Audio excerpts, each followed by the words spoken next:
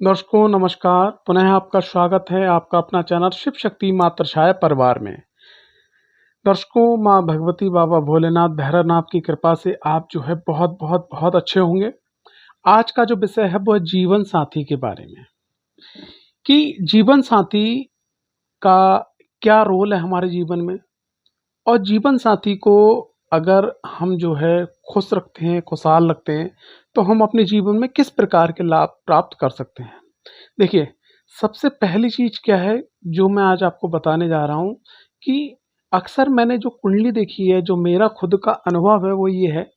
व्यक्ति आया, व्यक्ति ने अपॉइंटमेंट लिया, उसने अपना डिटेल भेजी, और जब कुंडली उसकी खोली गई, खोलने के बाद में जब उससे क्वेश्चन हुए उसके, तो जो क्वेश्चन आंसर में निकल के आया कि साहब, मेरा जो व्यापार है वो चल नहीं रहा है, नौकरी में दिक्कतें बहुत आ रही हैं, मैं बहुत समय से गाड़ी लेने को हूँ, वाहन लेने को हूँ, लेकिन ले नहीं पा रहा हूँ, कोई ना कोई अड़चन आ रही है। ठीक है, बहुत समय से मैं भूमि लेने को हूँ, कुछ ज़मीन लेने को हूँ, फ्लैट्स लेने को हूँ, मकान बनाने को हूँ, लेकिन हो नहीं पा रहा है। जीवन में कोई भी काम करने जाता हूँ तो लेकिन उसका लाभ प्राप्त नहीं होता है, उसका नुकसान होता है। ठीक है, तो ये उसके अक्सर क्वेश्चन होते हैं। तो फिर मैं उनसे एक ही सवाल कहता हूँ। जैसे किसी लेडी की कुंडली आती है कि आपकी भाई शादी हो गई नहीं हो गई, तो बोले हाँ मेरी शादी हो गई है। ठीक है, तो आपके हस्बैंड से संबंध कैसे हैं, और जो क्या बोलते हैं पुरुष आते हैं तो उनसे मैं पूछता हूँ आपकी वाइफ से आपके संबंध कैसे हैं। जब ये बात पूछी जाती है तो वो कहते हैं कि संबंध मेरे जो है अच्छे नहीं है, हाँ ठीक ठाक हैं। मतलब संतुष्टि पूर्वक जो जवाब होता है वो प्राप्त नहीं होता है। अब क्या है, मैं यहाँ पर आपको प्रमाण के साथ बताना चाहूँगा। ठीक है, प्रमाण के साथ बताना चाहूँगा। उस चीज़ को अगर आप समझ लिया तो आप बहुत सारी चीज़ें समझ जाएंगे। देखिए, आप नॉर्मली ये जानते होंगे कि जो हमारी कुंडली होती है, कुंडली के अंदर जो सप्तम भाव होता है, ठीक है, तो वो सप्तम भाव हमारे जीवन साथी को दर्शाता है। तो जब सप्तम भाव हमारा पीड़ित होगा, ठीक है, यानी कि जैसे हमारे जो शादीशुदा जो जीवन है वो पीड़ित होगा, तो सबसे पहला इफेक्ट क्या डालेगा, सबसे पहला बैड इफेक्ट उन लोगों के लिए डालेगा जो लोग व्यापार कर रहे हैं। क्योंकि सप्तम घर से व्यापार को देखा जाता है, जो आदान प्रदान होता है, जो हमारी एक चैन जुड़ी हुई होती है, चाहे जहाँ से हम माल उठा रहे हैं, हम माल सेल कर रहे हैं, हमारे जो नौकर्स हैं, ठीक है, यानी कि जो मार्केटिंग आपकी बनी हुई है, जो मार्केटिंग का एक जो हिस्सा है, ठीक है, वो कहाँ से देखा जाएगा, सप्तम भाव से। तो सप्तम भाव से सबसे पहली चीज़ आपने उस चीज़ को पीड़ित कर दिया। अब सेकंड बात करते हैं आपके नौकरी की। अगर सप्तम भाव आपका दूषित है, ठीक है, तो सप्तम भाव दूषित है या सप्तम भाव का जो कारक है, यानी कि जैसे आप पुरुष हैं तो स्त्री कारक हो गई, यानी कि आपकी जीवन संगिनी, और अगर आप स्त्री हैं तो पुरुष कारक हो गए। अगर आप कोई काम धंधा कारोबार जॉब कर रही हैं तो क्या होगा कि सप्तम भाव की अगर आप गिनोगे तो एक दो तीन चार, जब चौथा घर आएगा तो वो सप्तम भाव का सुख कहा जाता है। यानी कि आपका जो जो सप्तम भाव का सुख है, तो वो आपका हो गया कर्म क्षेत्र। तो जब सप्तम भाव पीड़ित है तो उसका सुख खराब हो गया, यानी कि आपका कर्म क्षेत्र खराब हो गया, यानी कि आपकी नौकरी में दिक्कत आना शुरू हो गई। अब आगे बात करते हैं कि वाहन भूमि भवन, ठीक है, तो जैसे आप यहाँ पर देख रहे हैं कि ये आपका लगन चार्ट है। एक प्रकार से मान लीजिए कि आपका ये लगन 1 नंबर से लेकर 12 नंबर, यानी मेष, क्या वृषभ, मिथुन, कन्या, तुला, ठीक है, वृश्चिक, कुंभ, मीन, कोई भी हो सकता है। तो यहाँ पर क्या है कि जैसे ये लगन है, लगन से अब जब आप जैसे जब हम विचार करते हैं वाहन भूमि भवन का, तो लगन से 1 2 3 4, चौथे घर को जब हम गिनते हैं तो यहाँ से हमारे लिए सुख कहा जाता है। ठीक है, अब यहाँ पर क्या है कि हम दौड़ रहे हैं, क्या बोलते हैं कि भाई मुझे वाहन चाहिए, भूमि चाहिए, भवन चाहिए, ठीक है, तो ये सब चीज़ें हमें चाहिए। लेकिन होता क्या है वो मैं आपको बताने जा रहा हूँ। होता क्या है कि अब ये तो आपका सुख भाव रहा, लेकिन अगर हम देखें अपने जीवन साथी के भाव से, ये उसका कौन सा भाव रहा। देखिए, 1 2 3 4 5 6 7 8 9 10, यानी कि जो आपका जीवन साथी है, जीवन साथी का कर्म क्षेत्र आ रहा है आपका सुख भाव, यानी आपका सुख भाव है उसका कर्म क्षेत्र है। इसीलिए जैसे जब हम शादी करके लेके आते हैं, ठीक है, तो क्या होता है कि जो शादी करके हम जब लेके आते हैं तो गृहिणी कहाँ काम करती है? घर के अंदर, यानी कि जो घर पे काम कर रही है, तो वो उसका कर्म क्षेत्र हो गया, रसोई हो गया, घर हो गया, बाली हो गए, बच्चे हो गए, ठीक है? ये सब क्षेत्र हो गया यहाँ पर, ठीक है? तो यहाँ पर ये उसका कर्म क्षेत्र हो गया और आपका सुख हो गया। तो जब हमने सप्तम भाव को पीड़ित कर दिया, तो आपने अपने सुखों को कम कर दिया या सीमित कर दिया या उसको अपने से दूर कर दिया, ठीक है? और हम दौड़ किसके लिए ना है? उसके लिए। तो यहाँ पर क्या है कि वाहन भूमि भवन में इसलिए दिक्कत आती है कि हम अपना सप्तम भाव जो है बढ़िया तरीके से धीरे-धीरे पीड़ित कर देते हैं या इग्नोर कर देते हैं, क्योंकि जैसे बहुत सारे लोगों के यहाँ सवाल आ जाएगा, साहब मैं तो दुखी नहीं रखता। लेकिन सामने वाले व्यक्ति की मन की भावनाओं को समझना और सम्मान देना, ठीक है? और अगर कोई गलती होती है, क्योंकि रिश्तों में गलती और उठक-पटक तो चलती है, लेकिन उसको सही तरीके से सही मौके पे प्रेम पूर्वक समझा देना भी एक बहुत बड़ी कला है। अगर आप ऐसा करते हैं तो सप्तम भाव आपका पीड़ित नहीं होता है, और जब सप्तम भाव पीड़ित नहीं होगा तो आपको जो है सुख प्राप्त होगा ही होगा। अब यहाँ पर एक व्यक्ति का सवाल आया था अभी परसों वाले दिन कि भाई, मैंने कहा कि ये आपके संग दिक्कत है, ठीक है? तो बोले नहीं मेरे को कोई दिक्कत नहीं, अभी मैंने देखो फ्लैट लिया है अपनी, अभी मैं वैगन लेके आया हूँ, ये सब चीज़ें हैं। तो फिर मैंने उनको समझाया, मेरे भाई यहाँ पर फ्लैट नहीं है, आपके 2-4 फ्लैट दिखाई पड़ रहे थे बड़े-बड़े, और आप जो वैगन की बात कर रहे हो तो वैगन नहीं, 3-4 गाड़ी दिखाई पड़ रही थी। आपने क्या करा, सप्तम भाव को पीड़ित करके, अपनी पत्नी को पीड़ित करके आपको सुख मिला, लेकिन ये सुख का दायरा सीमित हो गया।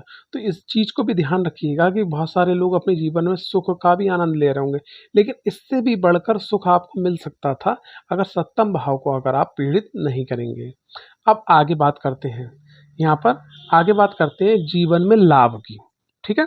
तो जीवन में लाभ जो है प्राप्त करने के लिए भाई हम लोग प्रयास करते हैं। लाभ का मतलब क्या हुआ? जैसे हम कहीं जॉब कर रहे हैं, ठीक है?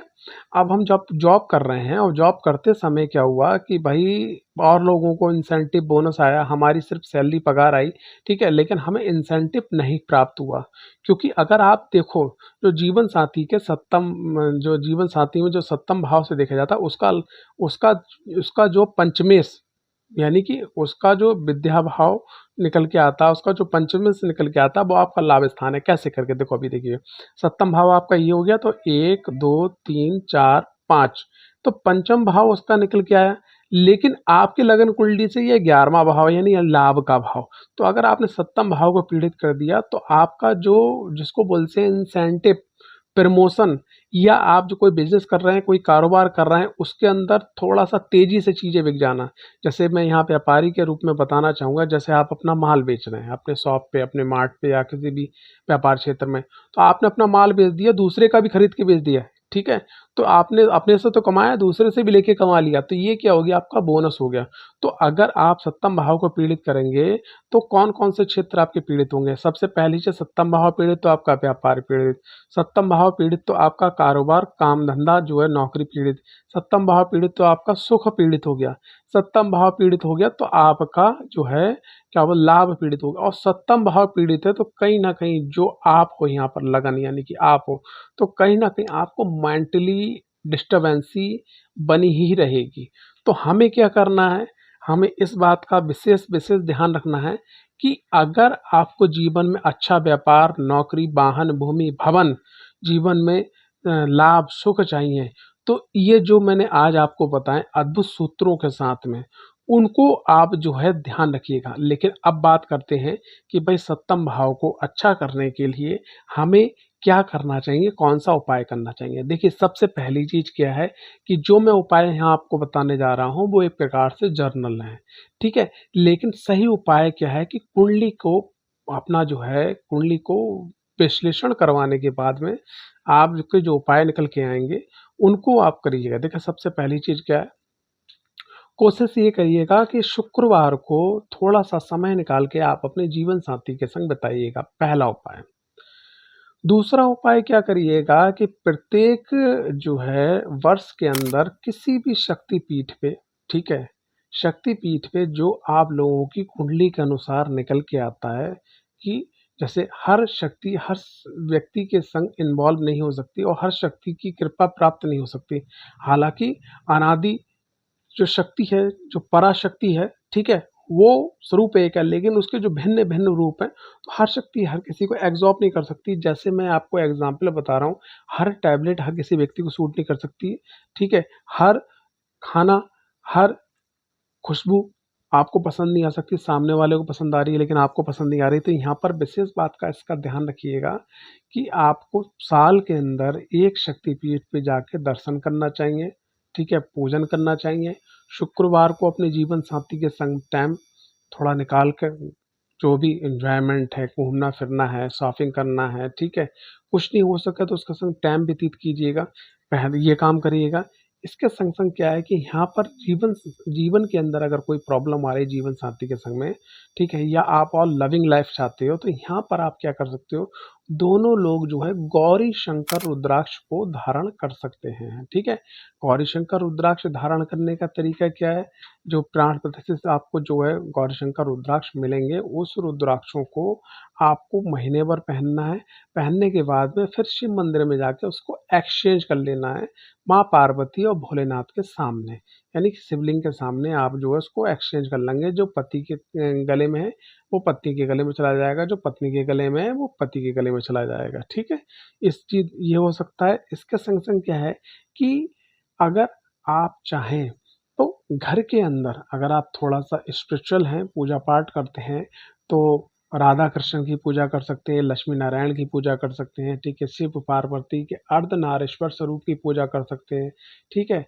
तो इनकी आप पूजा कर सकते हैं। माँ सरस्वती, माँ मातंगी की पूजा कर सकते हैं, ठीक है, भगवान श्री कृष्ण की पूजा कर सकते हैं, नारायण की पूजा कर सकते हैं, ठीक है, कोल्हापुर महालक्ष्मी अम्बा जी की पूजा कर सकते हैं, और भगवान गणपति जी की पूजा कर सकते हैं, ठीक है, स्वामी कार्तिकेय जी की पूजा कर सकते हैं। तो इनकी अगर आप पूजा अपने घर के अंदर स्टार्ट कर देते हैं, उनके नाम का धूप दीप आप लगाते हैं, प्रार्थना करते हैं, चालीसा या जाप करते हैं, जो भी आपको इच्छा और आत्मा से स्वीकार होगी, इष्ट देव की हम पूजा करेंगे अगर आप करते हैं, तो आपके घर के अंदर जो फल है, जो फल का मतलब मैं यहाँ पे कहना चाह रहा हूँ कि जो जीवन साथी का सुखदमय फल है वो आपको जरूर प्राप्त होगा, ठीक। उसके बाद में आप थोड़ा सा आगे बढ़ते हैं कि अगर आपके घर के अंदर आपका बेडरूम जो है दक्षिण और पूर्व अग्निकोण में आ रहा है, तो ये थोड़ा सा आप वहाँ से हटाइएगा, क्योंकि ये स्थान जो है अक्सर पति पत्नी के बीच में झगड़ा पैदा कर देता है।